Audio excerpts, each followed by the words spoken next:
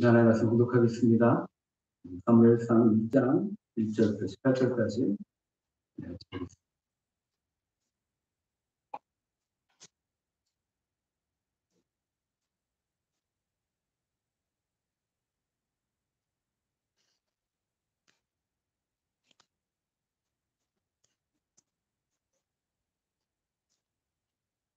사무엘상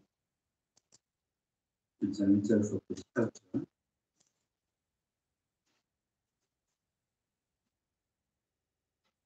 찾으셨으면 제가 한 절 읽고 우리 성도님 한 절 읽어서 읽어드리겠습니다. 에브라임 산지 라마다임 소빔에 에브라임 사람 엘가나라는 사람이 있었으니 그는 여로함의 아들이요 엘리후의 손자요 도후의 증손이요 숲의 현손이더라.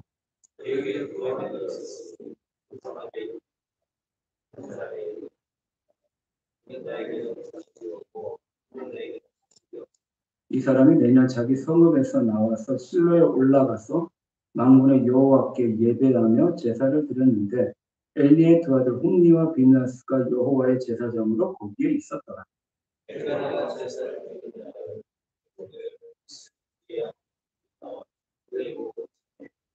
한나에게는 갑절을 주니 이는 그를 사랑합니다.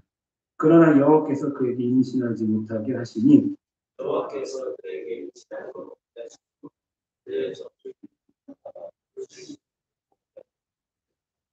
매년 한나가 여호와의 집에 올라갈 때마다 남편이 그같이 하며 분이 나가 그를 격분시키므로 그가 울고 먹지 아니하니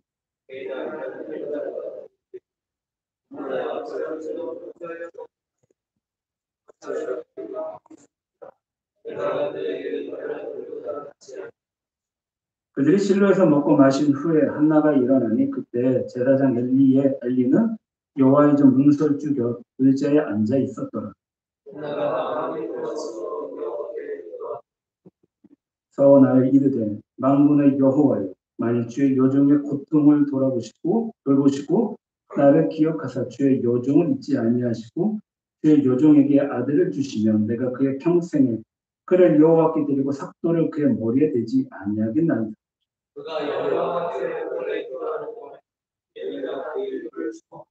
한나가 속으로 말하며 입술만 움직이고 음성은 들리지 아니하므로 엘리는 그가 취한 줄로 생각한지라.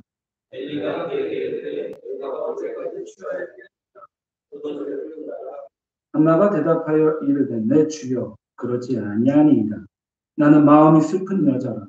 포도주나 독주를 마신 것이 아니요 여호와 앞에 내 심정을 통한 것뿐이니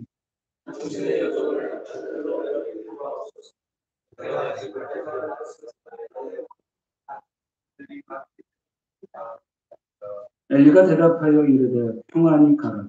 이스라엘 하나님이 내가 기도하여 구한 것을 허락하시기를 원하노라 하니 이르되 당신의 여종이 당신께 은혜 있기를 원하나이다 하고 가서 먹고 얼굴에 다시는 근심 빛이 없더라.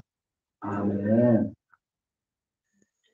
잠시 교회 소식 말씀드리겠습니다. 9월 두 번째 주일입니다. 9월 두 번째 주일 예배도 대면과 온라인 예배를 드립니다. 정부 방역 방침에 따라 4단계가 10월 3일 주일까지 4주 더 연장이 되었습니다. 정말 어려운 상황이지만 다른 무엇보다도 하나님을 믿고 섬기고 따르는 우리들은 주님의 마음으로 잘 인내하시기를 바라며 우리 교회도 정부 방역 방침에 따라 예배를 드리겠습니다. 혹시라도 교회 나오지 못하신다면 반드시 꼭 인터넷으로 예배를 빠지지 않고 드리시기를 바랍니다. 이제 신학 역사 순으로 성경 읽기가 시작되었습니다. 뒷면에 보시면 예배 순서 옆에 이제 지난주 설교 기억도 아주 잘 이렇게 요약해 드렸고요. 그 밑에 역사 순서대로 성경 읽기 본문을 이렇게 잘 적어놨습니다. 성도님들 꼭 읽으시고 그중에 첫 번째 복음서 마태복음 하루에 5장씩입니다. 5장씩 읽으셔서 신약 역사서나 성경 읽기에 꼭 읽으시기를 바랍니다. 북부지방 청소년부에서 주관하는 다운주대 축제가 10월 23일 토요일에 있습니다. 사실 이번에 올해 지방의 행사들이 거의 없었는데 청소년부에서 정말 좋은 강사님을 모시고 10월 23일 토요일 행사를 합니다. 이에 1차 준비 기도회가 9월 16일 이번 주 목요일 날 7시 30분에 의정부 중앙교회에서 진행됩니다. 우리 성도님들 많은 관심과 기도 부탁드리겠습니다. 그리고 지난주에 잠깐 제가 광고 드렸었는데 대만을 섬기시고 계시는 대만 선교사님께서 2주 자가격리를 마치시고 이제 본격적으로 이제 활동을 하고 계시는데 이번 주 중에 아마 제가 잠시 만날 수 있을 것 같습니다. 잠시 뵙기도 했는데요. 특별히 대만이라는 나라가 지금 굉장히 많이 어렵다고 합니다. 코로나뿐만이 아니라 국가적으로 외적으로도 중국과의 관계 때문에 많은 기도가 필요하다고 말씀하십니다. 꼭 기도해 주시고 또 특별히 선교사님 건강과 사역을 위해서도 기도해 주시기 바랍니다. 어려운 시기에 우리가 서로 사랑하고 위로하고 격려하고 기도해 주셔서 우리가 서로를 주변을 잘 돌아보시는 그런 우리 믿음의 연합체가 되기를 바랍니다. 그렇게 주님께서 귀히 여기시는 것이었으면 좋겠습니다. 자, 이 시간 우리가 찬양 주님 드렸으면 좋겠습니다. 아까 잠시 고백했었는데요. 이 찬양 고백할 때 우리가 하나님은 너를 지키시는 자라기보다는 하나님은 좀 물론 이제 이 작곡하시는 분이 작사하시는 분이 분명히 어떤 의도를 가지시고 그렇게 너를 지키시는 자라고 말씀을 하시겠지만 우리는 조금 이 가사를 약간 좀 바꿔 하나님은 나를 다른 이 시대보다도 우리가 좀 우리를 먼저 스스로 위로를 받아야 될 것 같아요. 하나님께서 나를 위로해 주시는 분이신데 자라기 표현보다는 하나님은 나를 지키시는 분이라는 믿음의 고백으로 주님을 더욱 영화롭게 하며 주님께서 우리 가운데 주시는 그 위로를 찬양을 통해서 좀 깊이 경험하고 보는 그런 믿음의 고백이 되었습니다. 우리 시간 한 번 더 하나님은 나를 지키시는 분 고백드리기 원합니다.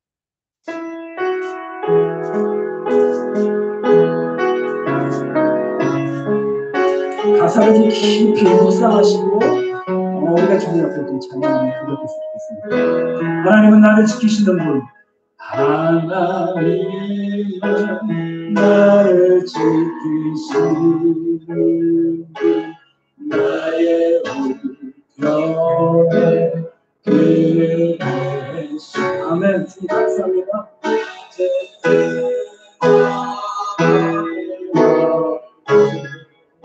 나를 해치 못한 나를 해치 못한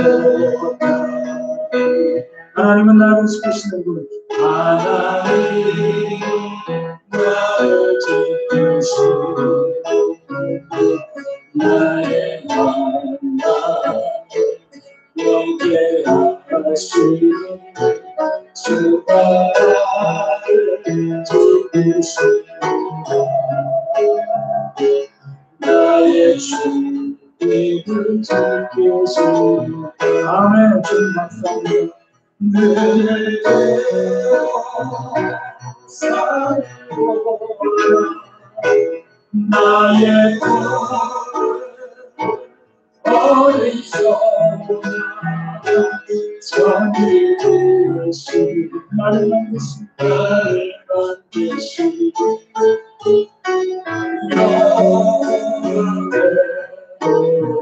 하나님 한번 고백할게. 하나님은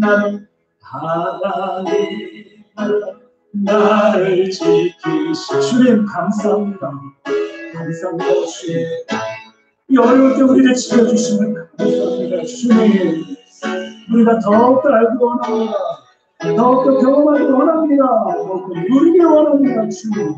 주님 나를 지키고 하나님은 나를 지키시는 하나님은 나를 지키시는 나의 활활 나를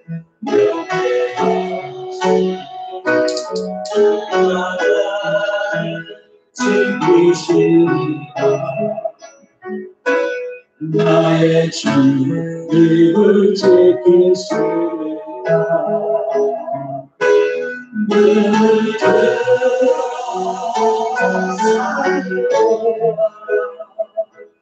나의 어리석나 천지 지으신 나를 만드신 여호와께로 눈을 들어 살와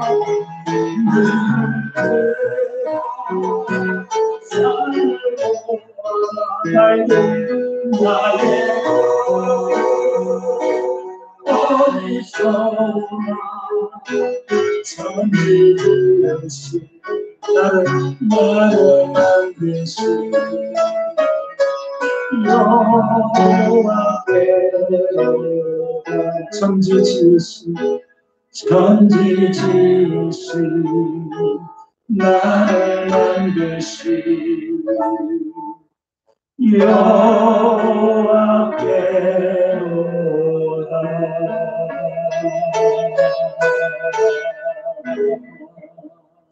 잠시 기도드리겠습니다. 다른 가운데가 풍성하신 하나님 감사드립니다. 어려울 때, 힘들 때, 지칠 때 아버지 앞에 또 시간을 구별해 나왔습니다. 하늘의 문을 열어주시고 신령한 은혜로 이 땅 가운데 예배드리는 모든 분들께 성령의 충만한 은혜가 더있는 귀한 아침 되게 하여 주시오. 우리 마음을 주님 앞에 활짝 여옵니다. 주님의 그 거룩한 성령의 기름 부으심으로 하나님의 은혜로 주님 우리 마음을 활짝 여오리 말씀의 씨앗이 떨어져 그 가운데 기쁨을 경험하고 하나님의 은혜를 더욱더 누리는 귀하고 복된 시간 되게 하여 주시오. 주님 사랑합니다. 주님 은혜를 부어주시오. 감사드리며 예수님의 이름으로 기도드리옵나이다. 아멘. 우리 서로 인사 나누셨으면 좋겠습니다. 만나서 반갑습니다. 잘 오셨습니다. 정말 어려울 때 너무나 잘 오셨습니다. 너무나 반갑습니다. 감사합니다. 우리 사랑하는 성도님들, 요즘 시대 사람들, 세상 사는 사람들을 조금 깊게 살펴보면 어떤 모습들이 보여지시나요? 참 바쁘게 살죠. 정말 분주하게 살고 있습니다. 항상 무엇인가 결핍되어 살고 있습니다. 그러니까 만족하며 살기보다는 무엇인가 불만족 가운데 있는 경우가 참 많이 볼 수 있습니다. 우리가 과거에 비하여 많은 것을 누리고 있는 그런 시대입니다. 대한민국 하면 전 세계 IT 국가라든지 이제 우리나라가 선진국 반열에 들어가 있는 과거보다도 훨씬 더 많은 것들을 누리고 경험하고 있는데 여전히 감사와 기쁨보다는 부족함과 허전함을 토로하고 있는 시대가 우리가 살고 있는 그런 시대입니다.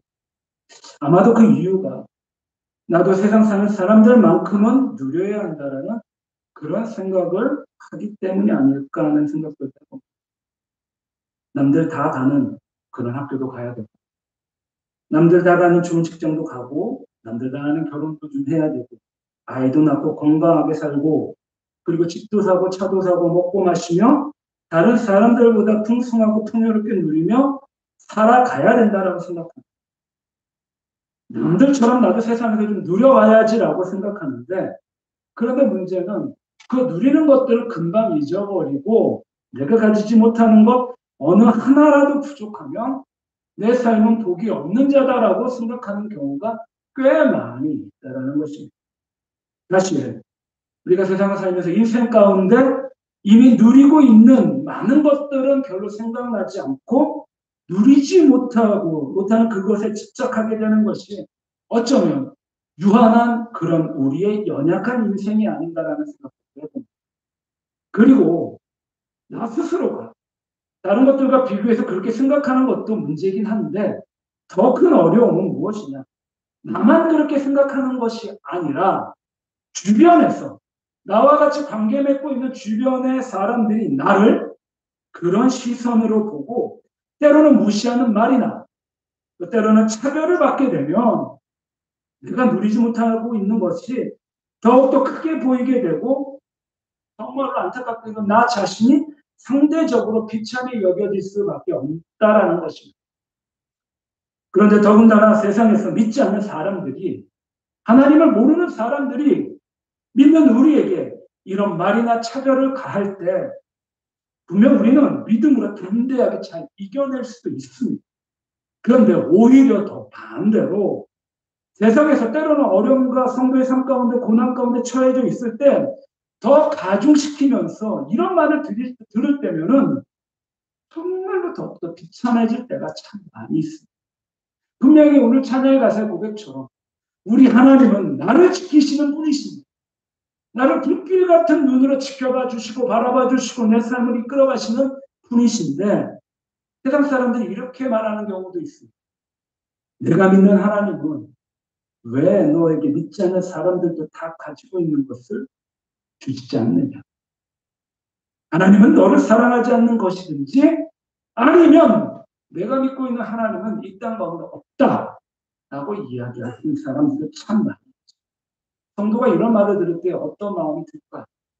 그것들을 당대히 이겨낼 수도 있지만 때로는 마음 가운데 연약하고 고통과 고난 가운데 상대적으로 박탈감을 경험하고 있을 때 이런 이야기들을 들을 때마다 성도들의 믿음과 그 마음을 참 많이 상하게 만들기도 한다는 것입니다. 시편 42편에 시편 기자도 이런 고백을 합니다. 사람들이 종일 내게 하는 말이 내 하나님이 어디 있느냐 하오니 내 눈물이 주야로 내 음식이 되어 얼마나 고통스러운 그것들 때문에 눈물을 흘리며 나의 침상을 칠 수 있을 아마도 우리 성도님들의 삶 가운데 주님을 믿으면서 이러한 일들이 삶 가운데 수없이 많이 보셨을 것입니다. 그런데요, 오늘 사무엘상에 이와 같은 고통을 겪어도 너무나 많이 겪은 한 여인의 이야기로 시작이 됩니다. 잘 들어보시기를 바랍니다. 마태복음 1장 1절에 보면은요, 이렇게 시작이 됩니다. 아브라함과 다윗의 자손 예수 그리스도의 세계라고 시작합니다. 복음서 제일 첫 번째 마태복음 1장 1절이 이렇게 시작합니다. 아브라함과 다윗. 예수님의 그 예수 그리스도 복음이 시작이 되는데 아브라함으로 시작하여 다윗의 족보에 따라 예수님께서 이 땅 가운데 탄생하셨다라고 말씀합니다. 그죠? 이는 예수님께서 아브라함의 후손이요 다윗의 후손이다라는 뜻입니다. 그리고 구약에서 가장 중요한 인물들 두 명을 꼽는다면 그분들은 바로 아브라함과 그 다음에 다윗입니다. 물론 모세도 있지만 모세는 조금 결이 다른 그런 분이지요. 자, 구약에서 가장 중요한 두 명의 인물 아브라함과 다윗. 아브라함이 언약의 백성으로서 우리 믿음의 조상이다라고 하면 다윗은 놀랍게도 언약의 왕궁을 건설한 하나님의 마음에 합한 왕이십니다. 그래서 다윗 왕국은요, 이 땅에 도래할 메시아 왕국의 모형이고 그림자이며 다윗 왕은 하나님의 나라 백성들이 가져야 할 신앙 그리고 삶의 모습이 어떠해야 하는지를 명확하게 가르쳐주고 있습니다. 이처럼 사무엘상은 목동 다윗이 통일 이스라엘의 왕이 되기까지 하나님의 그 엄청난 훈련을 겪는 과정을 그리고 있고 사무엘하 같은 경우에는 다윗이 이제 통일 왕국 이스라엘의 왕으로서의 삶을 잘 기록하고 있습니다. 자, 그리고 사무엘상 1장과 2장은 이 다윗 왕국의 산파 역할을 한 사무엘 선지자, 마지막 사사이자 첫 번째 위대한 선지자인 사무엘에 대한 탄생의 기록을 적고 있습니다. 사무엘은요, 이스라엘의 마지막 사사이자 위대한 첫 번째 선지자. 그리고 오늘 본문은 오늘 본문 드디어 들어갑니다. 본문은 사무엘의 어머니 바로 한나의 기록에 관한 기도에 관한 그런 말씀이지요. 자, 오늘 말씀의 배경이 참 중요합니다. 자, 오늘 말씀의 배경은 이스라엘 역사 가운데 정말로 영적으로 가장 탁했던 시절이 있었어요. 하나님이 안 계셨기 때문에 사람들이 자기 마음대로 인생을 살아가게 됩니다. 한쪽은 하나님을 예배하지만 다른 한쪽은 음란한 우상들을 예배하고 있었던 그렇게 우상을 섬겼던 마음이 두 가지로 갈라졌던 시대가 바로 사사시대였습니다. 이 사사시대에 일어났던 이야기. 그런데 이런 사사시대에 놀랍게도 어둠의 그 역사의 어둠을 걷어버리고 역사의 새벽을 가져온 것이 바로 한나의 기도였습니다. 한나는 아이를 낳지 못함으로 그 고통 때문에 기도하기 시작했습니다. 그런데 놀랍게도 하나님께서는 한나의 이런 지극히 개인적인 기도를 통해서 영적으로 어둡고 탁한 시대의 이스라엘 민족의 고통도 치유해 주셨다라는 것입니다. 하나님께서는 한나의 기도를 들으시고 이제 다윗의 왕국을 세울 준비를 하고 계셨습니다. 우리 성도님도 어떤 기도의 제목들이 있으십니까? 우리가 그런 기도 많이 하죠. 우리 교회 기도 두 가지. 다음 세대와 지역을 위한 기도가 지극히 나라와 민족을 위한 기도이고 이 나라의 민족 백성이 하나님 앞에 나아가는 그런 기도다라는 사실을 꼭 기억해 주시기를 바랍니다. 하나의 기도는요. 모든 그리스도인들의 기도의 모범이 됩니다. 그리고 하나의 기도는 이제 위기의 순간에 성도가 과연 무엇을 해야 하는지를 명확하게 말씀해 주고 계십니다. 간절히 바라는 것입니다. 오늘 말씀 가운데 한나의 믿음의 기도의 기도를 우리가 동일하게 이 시대 가운데 경험하셨어요. 고난 가운데, 어려움 가운데, 환난 가운데 주님 앞에 드리는 우리의 기도들. 지극히 개인적인 기도일 수도 있지만 하나님의 역사를 이루어내가는 그런 놀라운 능력 있는 기도가 되길 이 아침에 주님의 이름으로 간절히 축원합니다. 아멘. 오늘은 특별히 18절까지 정도 되는 말씀이지만 한 절씩 읽으면서 좀 말씀을 나누는 시간이 됐습니다. 가장 먼저 첫 번째는요. 성도가 이 땅을 살아가면서 많은 어려움이 있죠. 반란도 있고 고난도 있고 고통도 있고 아픔도 있어요. 세상 사람들은 제외하고 듣고 하나님을 믿는 사람들 가운데에는 그 모든 것들이 다 그냥 스쳐 지나가는 것이 없이 하나님의 뜻 가운데 있다는 것입니다. 오늘 말씀 1절 제가 공독하겠습니다. 에브라임 산지 라마다임 소빔에 에브라임 산에 엘가나라는 사람이 있었으니 그는 여로함의 아들이요 엘리우의 손자요 도의 증손이요 숲의 편손이더라. 자, 말씀은 성경은요. 사무엘상은 가장 먼저 한나의 남편 엘가나라는 사람을 소개합니다. 근데 놀랍게도 무려 4대 선조의 이름을 소개하고 있습니다. 이는 엘가나의 집안이 뼈대 있는 집안임을 암시해 줍니다. 에브라임은 당시 굉장히 이스라엘 그 척박한 땅 가운데서도요. 에브라임은요. 굉장히 부유한 곳이었어요. 기름진 곳이었죠. 그러니까 한나는 부유하고 뼈대 있는 집안에 시집을 가서 살고 있는 여인이었어요. 그런데 모든 인생에 문제가 있듯이 한나에게도 인생에 커다란 문제가 있었습니다. 2절에 그에게 두 아내가 있었으니 한 사람의 이름은 한나요 한 사람의 이름은 분인나라. 분인나에게는 자식이 있고 한나에게는 자식이 없었어요. 자, 엘가나에게는 두 명의 아내가 있었습니다. 한 사람은 한나고 한 사람은 분인나였습니다. 한나라는 이름의 의미는 은혜라는 의미가 그리고 분인나라는 뜻 가운데 이름의 가운데는요 보석이다라는 의미가 담겨 있어요. 언뜻 이름을 들으셨을 때 어떤 생각들이 나시나요?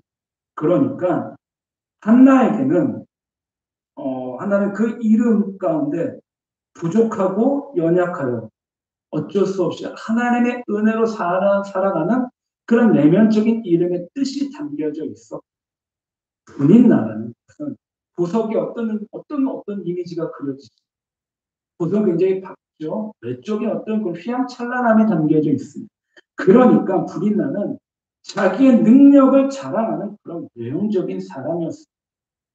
이렇게 기질이 다른 두 명의 여인이 살고 있는데 그 사이에는 분명히 수많은 갈등과 어려움이 있었을 것입니다.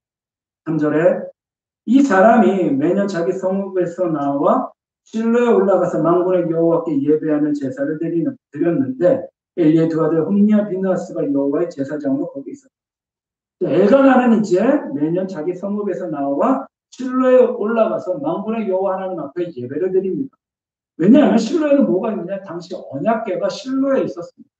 아직 솔로몬 성전, 즉 건물로 만들어진 성전이 만들어져 있는 상황이 아니었기 때문에 언약궤가 장막에 있었습니다.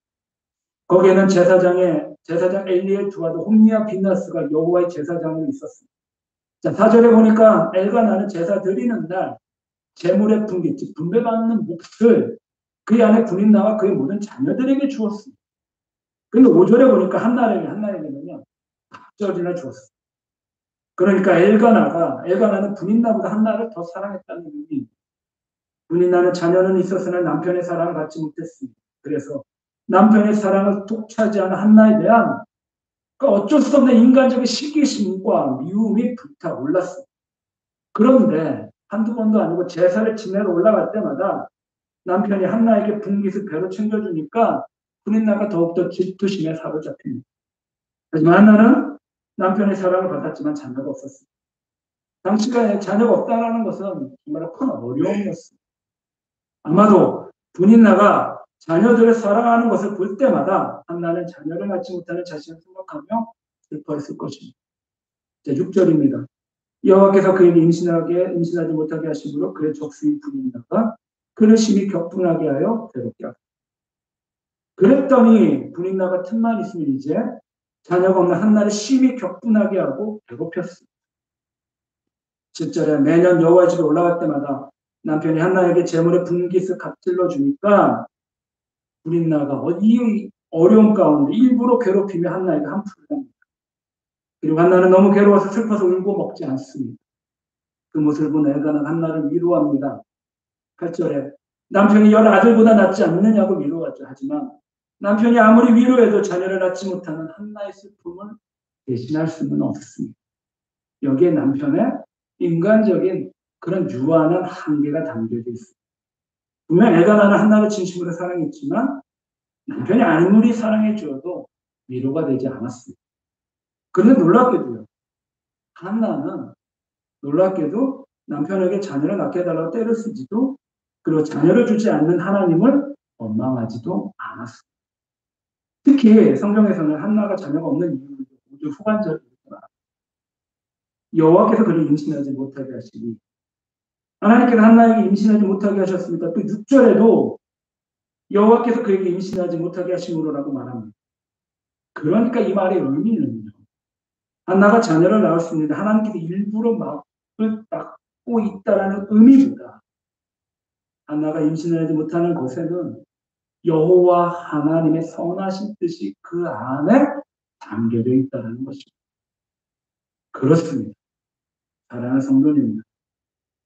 성도가 이 땅을 살아가면서 겪고 있는 모든 고난과 어려움에 보이지 않는 하나님의 선하신 뜻이 담겨 있습니다. 우리가 깨닫지 못하고 이해하지 못한다 할지라도 그 안에 담겨져 있는 하나님의 그 선하신 뜻이 있다는 것입니다. 하나님 안에는 이유 없는 고난이 없습니다. 많은 사람들이 고난을 찾아오면 어떻게 반응하나 그 원인을 내부에서 찾기보다는 외부에서 찾는 경우가 참 많이 있습니다. 분인 나와 같은 사람 때문에 내가 불행하다라고 하고 또 때로는 무능한 남편 때문에 자기 인생이 불행하다라고 생각합니다.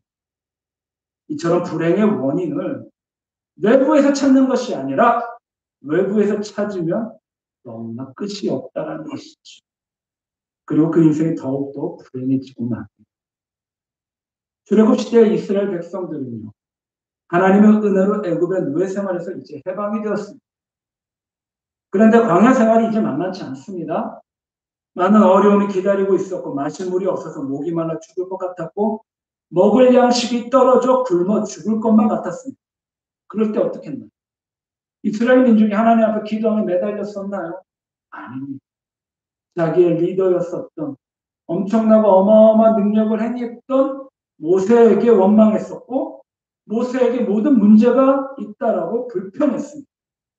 분명히 과정이 하나님 앞에 나아가는 젖과 꿀이 흐르는 가나안 땅으로 하나님께서 인도하심에도 불구하고 길이 멀다라고 길이 험하다고 배가 고프다고 목이 마르다라고 불평하고 불만을 쏟아내버리고 말았습니다.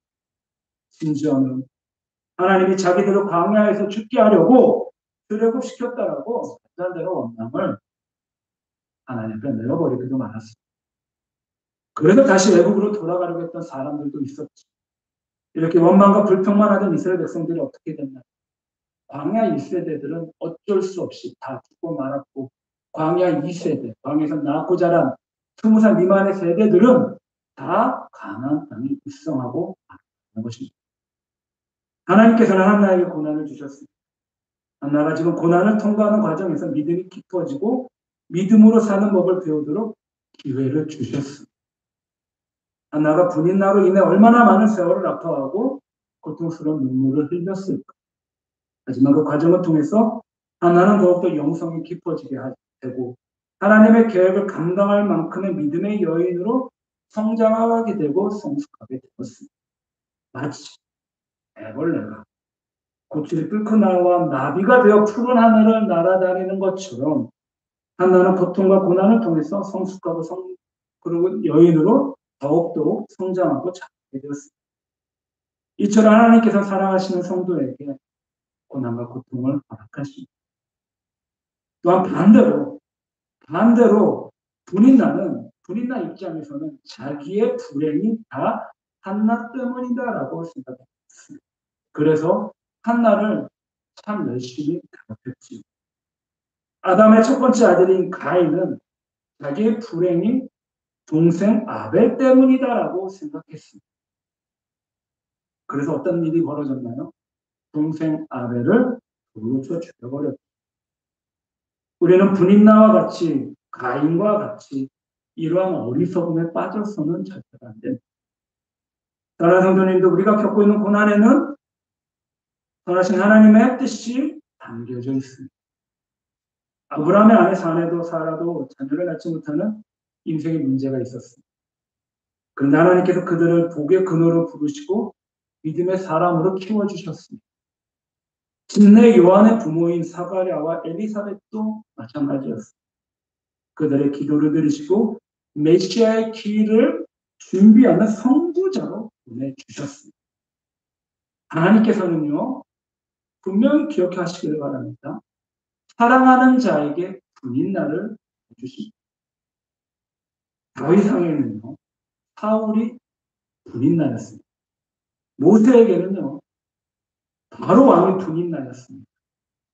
에스더에게는 하만이 분인나였었고, 야곱에게는 형 에서가 분인나였습니다. 분명 이 땅을 살아가는 성도의 삶 가운데에도 내가 인식하든 인식하지 못하든 우리 인생에 분인나가 반드시 있습니다. 그리고 지금은 너무나 고통스럽지만 대한민국 교회에 분인나가 있습니다. 그것은 바로 코로나19인지 생각해 보시기 바랍니다. 우리 성도님들의 삶 가운데 과연 분인나는 누구인가요? 분인나는 무엇인가?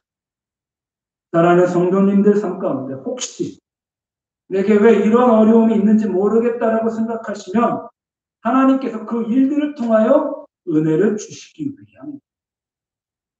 그것은 하나님이 우리 가운데 주신 선물입니다. 그러기에 지금 내게 있는 이 아픔, 내게 있는 이 고통, 내게 있는 이 시험이 사랑하는 성도님들을 위대하게 만들어주는 하나님의 그 놀라운 계획이심을 믿으시기를 주님의 이름으로 간절히 축원합니다. 아멘. 자, 이렇게 고난에는 하나님의 뜻이 있습니다. 자, 그렇다라고 하면은 이 고난을 반드시 우리는 고난에서 끝나는 것이 아니라 하나님 앞에 믿음으로 반응해야 합니다. 어떻게 반응해야 될까요?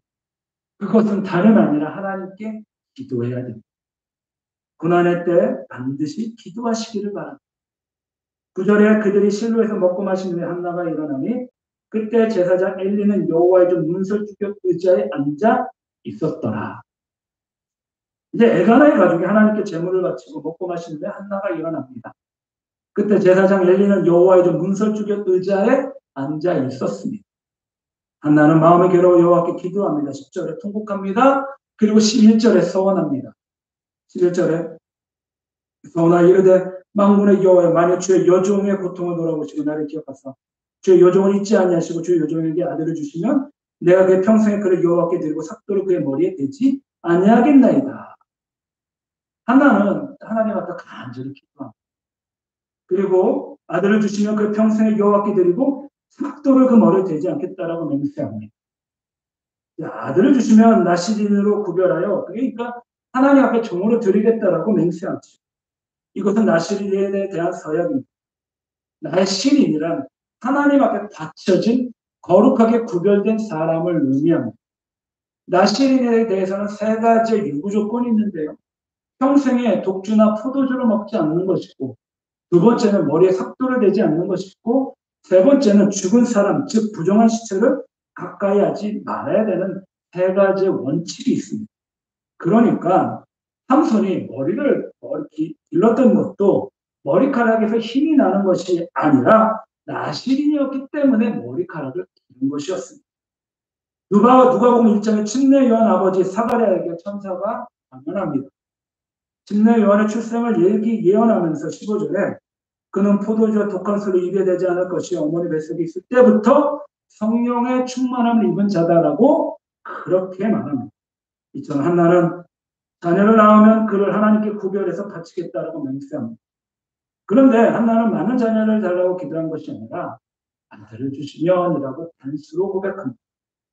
그러니까 하나님께서 주신 그 자녀를 나신이로 드리겠다라고 맹세합니다. 그리고 놀랍게도 하나님께서는 그 기도를 들으시고 사무엘을 낳게 하십니다.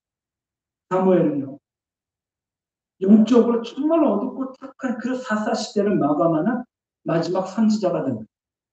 그리고 타락한 엘리 가문을 이제 청산합니다.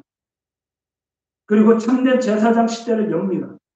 뿐만이 아니라 이스라엘의 왕정 시대 첫 번째 왕 사울 왕에게 기름을 붓고 그리고 그 다음에 이스라엘의 최전성기를 이끌어 나가는 다윗 왕에게도 기름을 부어 정말로 이스라엘 역사의 커다란 인물이 됩니다.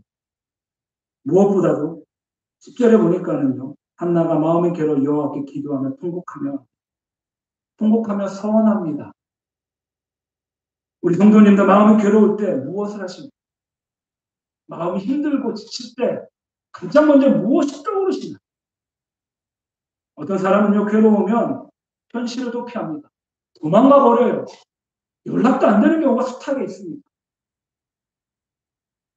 또 어떤 사람들은 괴로움을 잊기 위해서 밤새도록 인터넷 컴퓨터 게임들도 하는 사람들도 있습니다. 어떤 사람들은 안타깝게도 우울증, 조울증, 공황장애 이런 정신질환에 걸리기도 하고 괴로운 현실들을 영원히 떠나버리고 싶은 충동을 이기지 못할 때도 있습니다. 하지만 그럼에도 우리 성도님들은 괴로울 때 가장 먼저 반드시 주님 앞에 나와 기도하셔야만 합니다. 이거는 상대적인 조건이 아니라 절대적인 조건입니다. 절대적으로 하셔야 될 것입니다. 고난 속에 하나님의 선하신 뜻이 있기 때문에 우리는 주님 앞에 나아가 기도하는 것입니다. 한나에게 분인나를 가까이 두신 분이 하나님이심을 믿었기 때문에 한나는 분인나와 싸우지 않고 하나님 앞에 나아갈 수 있었습니다.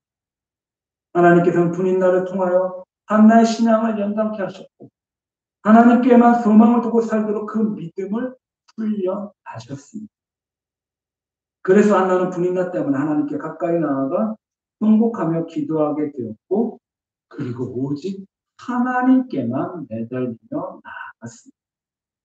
그러므로 성도는 반드시 괴로울 때 기도해야만 합니다. 인간적인 방법으로 스트레스를 풀 때도 있습니다. 한두 번 정도는 그렇게 하셔도 되지만 그럼에도 불구하고 그게 여러 번이 반복이 되면 하나님 앞에 나아가는 것이 아니라 그것이 대상적으로 봤을 때는 그것이 잘못된 습관이다라고 말할 수는 없겠지만 성도의 삶 가운데는 하나님 보시기에 적절치 못한 습관으로 변질이 되는 경우가 참 많이 있습니다. 그러므로 무엇보다 괴로울 때 하나님께 나아가 기도하시기를 바랍니다. 괴로워할 때 기도하시고 즐거울 때 찬양하셔서 하나님 앞에 머무며 하나님이 주시는 은혜를 우리는 누려야만 합니다. 그럴 때 고난을 통해서 우리의 기도가 깊어집니다. 고난을 통해서 우리 스스로의 성찰들이 더욱더 깊어집니다. 신앙의 뿌리가 더욱더 깊이 박힙니다. 고난 중에 부르짖어 기도할 때 놀랍게도 하나님을 깊이 만나게 되고 하나님 앞에 진실하게 되고 하나님 앞에 우리의 삶이 정직하게 됩니다.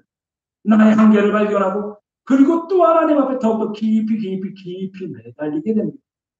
나에게 아무런 소망이 없고 유한한 인생을 의지할 만한 사람이 아니다라는 것을 오직 하나님께만 소망이 있다라는 것을 또 한 번 더 경험하게 됩니다. 이처럼 기도는 하늘에 있는 은혜 창고의 문을 여는 열쇠입니다. 기도하면 하나님께서 은혜를 베풀어 주십니다. 그것이 영적인 은혜든 그것이 육적인 은혜든 우리 가운데 성도의 삶 가운데 차고 넘치게 하나님께서는 부어 주십니다. 그래서 우리가 기도하는 만큼 은혜를 받습니다. 시편 81편 10절에 내 입을 크게 열라 내가 채우리. 어미새가 누구에게 먹이를 제일 많이 줄까요? 다름 아닌 입을 가장 크게 벌리는 새끼입니다. 마찬가지로 우리가 하나님 앞에 간절히 부르짖어 기도할 때 하나님이 큰 은혜를 우리 삶 가운데 베풀어 주시고, 버마의 선교사였 허드슨이 이런 말씀을 하셨습니다. 다른 것은 다 도둑맞을지라도 기도의 시간만큼은 절대로 도둑맞지 말아라. 사랑하는 성도님들, 반드시 괴로울 때 주님 앞에 나아가 통곡하며 기도하시고 하나님의 그 놀라운 풍성한 은혜를 받아 누리시기를 이 아침에 주님의 이름으로 간절히 축원합니다. 아멘. 고난의 뜻은 하나님의 의미가 뜻이 담겨져 있죠. 그래서 주님 앞에 기도하면 우리가 통곡하며 기도하죠. 그 다음 단계, 그 다음에는 주님 앞에 깊은 속마음을 담으시게. 정말 내가 연약한 부분들이 있어요. 여전히 하나님 앞에 내어놓지 못한 부분도 있습니다. 나만이 가지고 꽁꽁 숨겨놓은 그런 부분들이 있습니다. 그 부분도 이제 주님 앞에 내어놓아야 된다는 것이죠. 12절. 그가 여호와 앞에 오래 기도하는 동안에 엘리가 그의 입을 주목한다. 한나가 속으로 말하며 입술만 움직이고 음성을 들리지 않으므로 엘리는 그가 취한 줄로 생각한지. 하나는 여호와 앞에 오랫동안 기도합니다. 10절에서 통곡하며 기도했습니다. 그리고 나서 이제 한나는 속으로 기도합니다. 입술만 움직이고 음성은 들리지 않습니다. 그러니까 깊은 마음 가운데 담겨져 있는 깊은 속마음을 주님 앞에 고백합니다. 우리가 하나님 앞에 나아가 부르짖어 기도해야 되지만 또 때로는 하나님 앞에 깊은 속마음을 털어놓아야 하는 그런 기도도 필요합니다. 아무리 오랫동안 하나님 앞에 기도해도 깊은 우리의 속마음을 털어놓지 않으면 별다른 소용이 없습니다. 부르짖어 기도할 때도 있습니다. 하지만 한나처럼 소리내지 않고 마음속으로 더욱더 간절하게 기도할 때도 있습니다. 때로는 우리 인생에 너무나 기가 막힌 일을 당해서 아무 말도 못하고 그저 가슴을 치며 한숨만 나오고 눈물만 흘릴 때도 있습니다. 이럴 때 그렇게 주님 앞에 드려지는 그러한 기도가 주님이 우리를 위로해 주시고 그렇게 드려지는 기도가 때로는 우리 인생에 더욱더 간절한 기도일 수 있습니다. 그러니까 기도는요, 우리가 열심히 우리 입술로 표현하고 고백하는 기도이지만 우리 마음 가운데 드려지는 기도도 기도라는 것입니다. 하나님을 향한 그 마음, 하나님의 도우심을 간절하게 구하는 그 마음, 이것 또한 기도라는 것이죠. 데살로니가전서 5장 17절에 쉬지 말고 기도하라 라고 말씀하시죠. 이 말씀의 의미가 물론 항상 주님 앞에 앉아서 기도하고 시간을 구별해서 눈을 감고 하나님 앞에 무엇을 말씀드리는 그런 의미도 담겨져 있지만 조금 더 깊이 따져본다면 하나님의 도우심을 기대하고 소망하고 하나님 앞에 더욱더 집중하고 하나님의 뜻을 구하는 것이 바로 기도라는 것입니다. 엘리 제사장이 기도하는 한나를 보고 무슨 생각을 했을까요? 13절에요. 한나가 속으로 말하며 입술만 움직이고 음성을 들리지 않으므로 엘리는 그가 취한 줄로 생각하는지. 그러니까 한나가 술에 취해서 임사불성이 되어 입술만 움직이는 줄로 생각합니다. 14절. 엘리가 그에게 이르되 내가 언제까지 취하여 있겠느냐. 포도주 끊으라 하니 그녀가 술에 취해서 책망한 것을 줄 알고 책망합니다. 그때 15절에 한나가 이렇게 대답합니다. 내 주여 그렇지 아니하니이다. 나는 마음이 슬픈 여자가 포도주나 독주로 마신 것이 아니라 여호와께 내 심정을 통한 것뿐이오니 당신의 요정을 악한 여자를 여기지 마옵소서. 내가 지금까지 말한 것은 나의 원통함과 격분됨이 많기 때문이다 하는지라. 한나의 솔직한 심정을요, 하나님 앞에 통한 것이다라고 말합니다. 이렇게 하나님께 심령을 통한 것은 자기의 원통함과 격분됨이 많기 때문이었기 때문입니다. 이 말을 들은 엘리 제사장이 한나를 이제 축복합니다. 17절에 엘리가 대답하여 이르되 평안히 가라. 이스라엘 하나님이 내가 기도하여 구한 것을 허락하시기를 원하노라 하니 이르되 당신의 요정이 당신께 은혜 있기를 원하나이다 하고 가서 먹고 얼굴에 다시는 근심빛이 없더라. 나는 기도를 마친 후 가서 먹고 얼굴에 다시는 근심한 빛이 없었습니다. 하나님 기도를 마친 후에 하나님께서 자신의 기도를 반드시 들어주시리라는 확신을 얻었습니다. 이처럼 성도가 주님 앞에 믿음으로 드리는 기도는요, 모든 근심과 괴로움에서 자유함을 경험하게 됩니다. 자, 그런데요, 오늘 말씀을 조금 자세히 이 구절들을 살펴보면 사실 한나가 하나님의 음성을 들은 것이 아닙니다. 그렇다고 해서 지금 이런 축복을 해준 엘리 제사장 또한 하나님의 어떤 성령의 감동이 되어서 한나에게 말을 한 것도 아닙니다. 사실 엘리 제사장은 그렇게 모범적인 제사장이 아닙니다. 엘리의 아들들은 불량자라 여호와 하나님을 알지 못합니다. 오히려 열심으로 간절한 기도하는 한나에게 술 먹지 말고 술 먹고 예배당에 오다니 술을 끊으라고도 말을 합니다. 그런데 17절에 하나님께서 너의 기도하여 구한 것을 허락하시기를 원하노라라고 합니다. 그리고 나서 한나는 먹고 마시며 얼굴에 다시는 수색이 없다라고 표현합니다.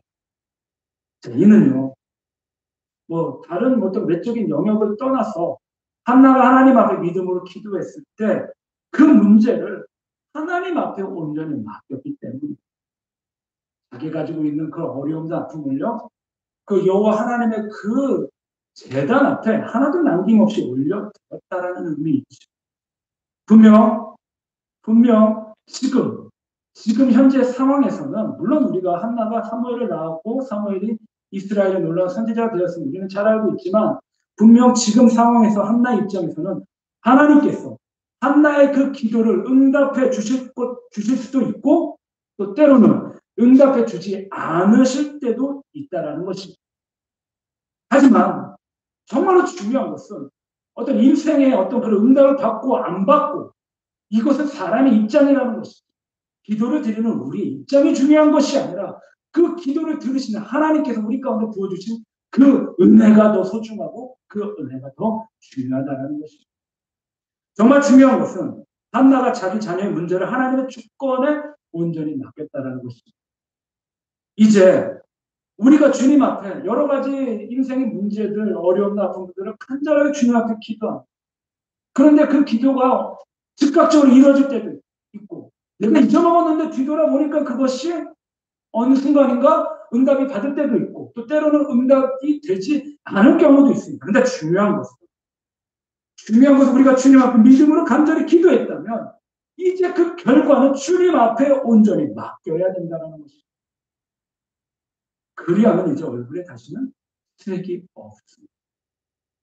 마가복음 11장 24절에 예수님께서 이렇게 말씀하시죠. 믿고 기도한 것은 받은 줄로 믿으라. 그리하면 너희에게 그대로 되리라. 이 말씀의 의미는요. 믿음의 기도는 받을 수도 있다. 또 아니고 받을런지도 모른다도 아니고 받게 될 것이다도 아닙니다. 예수님의 말씀은 믿고 기도하는 것은 이미 받은 것으로 생각하고 실상을 그리며 믿는 것이다라는 그런 의미입니다. 그러게 히브리서 11장 1절에 믿음은 바라는 것들의 실상이여 보지 못하는 증거입니다.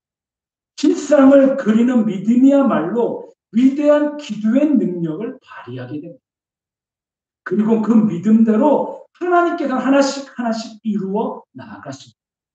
이러한 믿음이 있을 때 이제 그 얼굴에는 다시는 근심하는 빛이 없어집니다. 물론 유한한 인생이기에 기도라서는 또 잊어버리고 또 주님께 기도하지만 그럼에도 믿음을 충만한 그때에는 주님께서 우리 가운데 근심의 빛이 없어진다라고 말씀합니다. 사랑하는 성도님들, 우리가 이런 진실한 믿음의 기도를 주님께 드리기를 바랍니다. 인생의 환난 때, 인생의 통곡할 때, 위기 때 마음 가운데 깊은 고백을 기도로 담아 하나님 앞에 온전한 응답을 받으시는 우리 사랑하는 성도님들이 되시기를 주님의 이름으로 이 아침에도 간절히 축원합니다. 아멘. 말씀을 맺겠습니다. 고난에는 선하신 하나님의 뜻이 있습니다. 그러므로 하나님의 선하신 뜻을 깨달을 때까지 우리가 참고 인내하며 기다리고 환경이나 또 사람을 미워하거나 원망하지 말고 살아계시고 역사하신 하나님 앞에 나아가 기도하시기를 바랍니다. 또한 인생의 여러 가지 어려움이나 아픔이나 그런 일로 말로 표현할 수 없는 그런 고난을 당할 때에도 우리가 주님 앞에 애통해하며 통곡하며 기도하지만 그래도 그 이후에는 주님 앞에 우리의 마음을 털어놓아 말해야만 합니다. 그럴 때 우리 주님은 우리 가운데 우리의 기도를 응답해 주십니다. 그래야 다시는 우리가 그 문제로 인하여 걱정하지 않고 영혼의 안식과 평강을 이 땅 가운데 온전히 잘 누릴 수 있습니다. 사랑하는 성도님들, 하나님을 믿고 하나님을 따라가는 사람들은 고난 가운데 세상이나 사람을 의지하는 것이 아니라 오직 주님만을 의지하는 사람들. 간절히 바라는 것은 오직 주님 계신 그 깊은 곳으로 더욱더 나아가셔서 인생의 귀한 응답을 받으시는 성도님들이 되시길 주님의 이름으로 간절히 축원합니다. 아멘. 기도하겠습니다. 사랑과 은혜가 풍성하신 하나님, 주님의 은혜를 찬양합니다. 세상은 시끄럽고 여전히 성도의 삶이 고달프지만 그럼에도 우리 인생에서 하나님의 그 한량없는 은혜를 경험하게 해주시고 우리를 불같은 눈으로 잘 지켜주심을 감사드립니다. 주님, 우리가 세상에서 휩쓸리지 않게 하여 주시옵소서. 환난 날에 고통과 고난 가운데 반드시 주님 앞에 나와 통곡하고 서원하고 깊은 마음으로 주님 앞에 기도하게 하여 주시옵소서. 기도 신년자를 범치 않게 하여 주시며 성도의 영혼 가운데 깊은 만족을 얻게 하여 주시사 더욱더 주님을 바라보고 주님의 은혜를 사모하는 우리가 되게 해 주시옵소서. 감사드리며 예수님의 이름으로 기도드리옵나이다. 아멘.